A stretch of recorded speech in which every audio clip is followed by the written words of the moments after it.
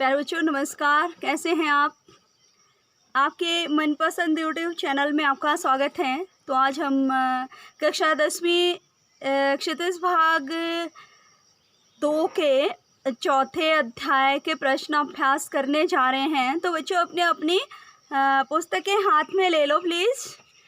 तो चलिए शुरू करते हैं। पहला प्रश्न है हमारा, क्या प्रश्न देखिए, कवि आत्मकथा लिखने से क्यों बचना चाहता है?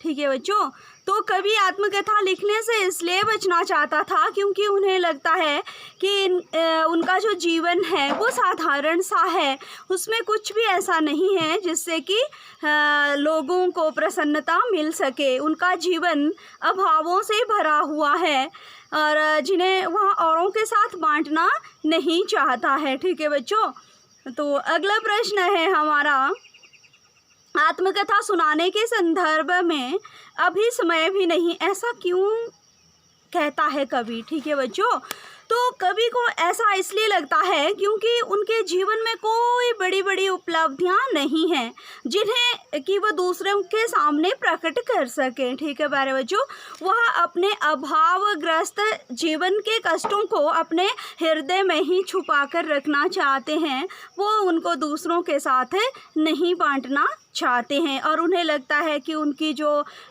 मौन व्यथा अर्थात मौन पीड़ा है वो भी अभी थक हार के सो चुकी हैं, अभी वो अपने विषय में इतना कुछ भी नहीं कहना चाहते हैं। ठीक है बच्चों, अगला प्रश्न है, स्मृति को पाथे बनाने से कवि का क्या आशय है? ठीक है प्यारे बच्चों, तो पाथे का शाब्दिक अर्थ होता है संभल या सहारा। ठीक है बच्चों, कवि के हृदय में किसी अति रूपवान के प्रति गहरा प्रेम था। ठीक है बच्चों, उसके प्रति मधुर यादें भी थी। ठीक है, और वे यादें ही उनके जीवन का आधार बनी हुई थी जिन्हें वह ना तो औरों के सामने प्रकट करना चाहते थे, ठीक है प्यारे बच्चों, और ना ही उन्हें सुनाना चाहते थे। उन्हीं स्मृतियों के सहारे अर्थात यादों के सहारे वो अपना जीवन यापन करना चाहते थे। ठीक है बच्चों, कवि के मन में जो छिपी हुई स्मृतियां थी वही उनके जीवन का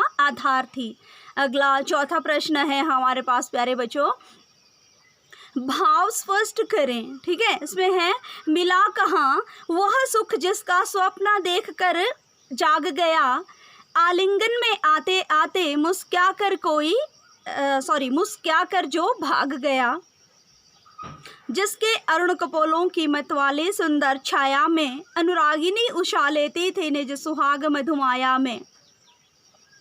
तो प्यारे बच्चों, हमने इसका भाव स्पष्ट करना है कि वो क्या कहना चाह रहे हैं। ठीक है, तो पहला है कि मिला कहाँ वह सुख जिसका स्वप्न देखकर वह जाग गया। ठीक है, ऐसा नहीं था कि कवि के जीवन में दुखी थे, अभावी थे, कभी उनको कोई प्रेम करने वाला भी था लेकिन उन्हें वो उस कहानी को वो व्यक्त नहीं करना चाहते। ठीक है बच्चों, तो कवि का मानना है कि उसे अपने जीवन में सुखों की प्राप्ति नहीं हुई। ठीक है, हर व्यक्ति की तरह वह भी अपने जीवन में सुखों की प्राप्ति करना चाहते थे, लेकिन क्या हुआ, अब चेतन में छुपे हुए सुखों के भाव के कारण कवि ने भी सुख भरा सपना देखा था।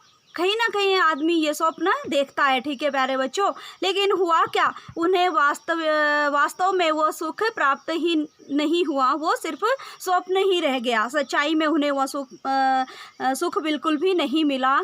वो जो स्वप्न में उनके प्रेम और सुख का आधार बना था वो उनके आगोश में आते आते मुस्कुरा करके भाग गया। ठीक है प्यारे बच्चों, तो अगला है हमारा, जिसके अरुण कपोलों की मतवाली सुंदर छाया में अनुरागिनी उषा लेती थी निज सुहाग मधुमाया में।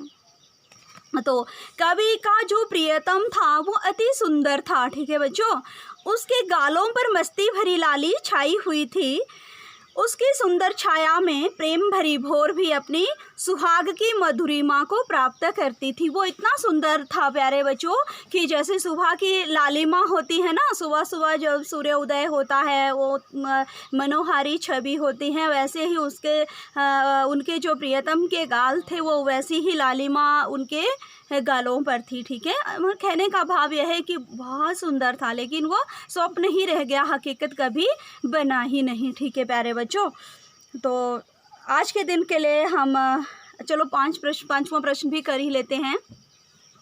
उज्जवल गाथा कैसे गाऊं मधुर चांदनी रातों की, कथन के माध्यम से कवि क्या कहना चाहता है। ठीक है प्यारे बच्चों, कवि के जीवन में चाहे अभाव थे, दुख थे, लेकिन क्या पीड़ा थी। ठीक है प्यारे बच्चों, फिर भी उन्हें कोई प्रेम करने वाला था।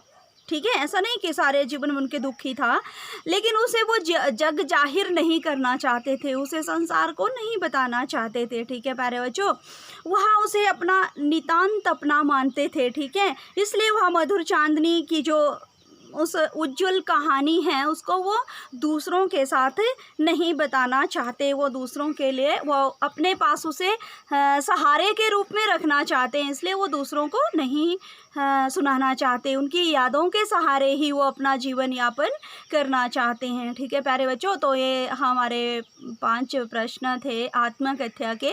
कल हम अगले जो प्रश्न रहते हैं उनको करेंगे। तो धन्यवाद बच्चों, ठीक है, फिर कल मिलेंगे।